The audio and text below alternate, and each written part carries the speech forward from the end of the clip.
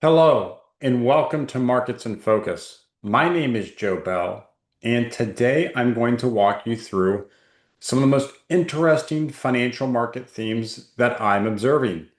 So we'll start with the most recent news out this morning, the PCE inflation report. That's the Fed's preferred measure, still above Fed target, but came in at expectations.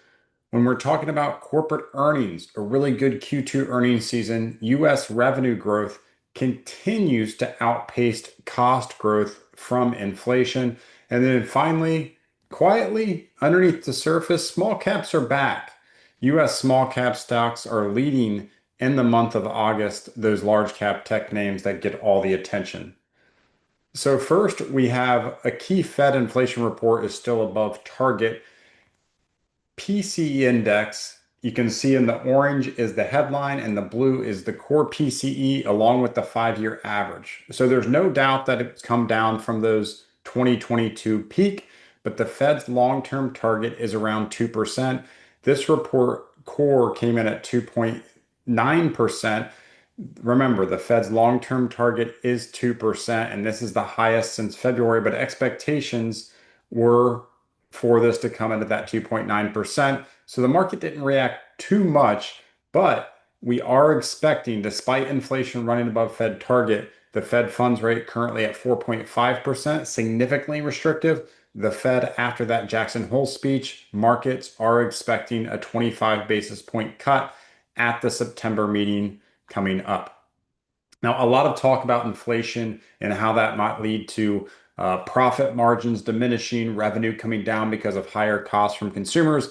But consumer spending is actually doing pretty good and holding up pretty well. And if you look at actual corporate earnings for companies, their costs aren't growing at the same pace as their revenues. This chart looks at the S&P 500 year over year percent change of sales growth. So how much is the top line revenue growing? And it subtracts the year over year growth of cost. So sales revenue minus cost, that's the difference is going to be your profit margin. And you can see that sales growth percentage is running around 2%. And really for about 5 months, it has been very stable around that. So we've seen a dramatic improvement since 23 into 24 and 25. I'm sorry, between 23, 24, and 25. And it's been very stable during the past several months, despite some of the tariffs and the inflationary impacts that the economy is still digesting.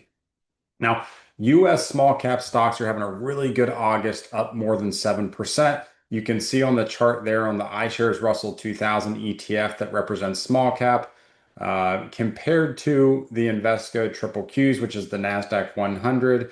The difference between those is nearly 6% in the month of August. Small caps are outperforming those large cap tech stocks this month.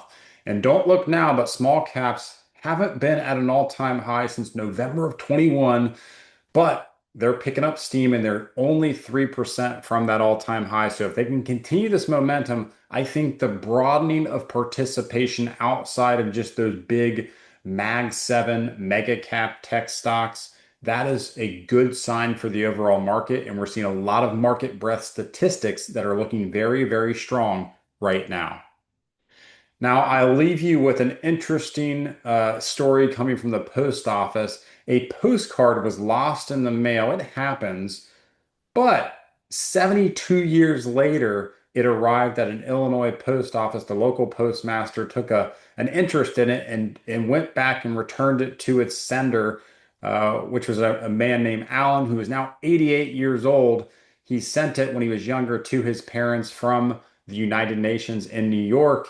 And the postcard had a UN building. And what they think happened is it got lost somewhere in the post office in that United Nations building in a crevice somewhere and was eventually picked up here recently and dropped in a post office box, found its way back to the sender. The sender said, "Hey, I don't remember even sending it, but it's kind of cool to get this back after all these years." So a bit of a trip down memory lane for him.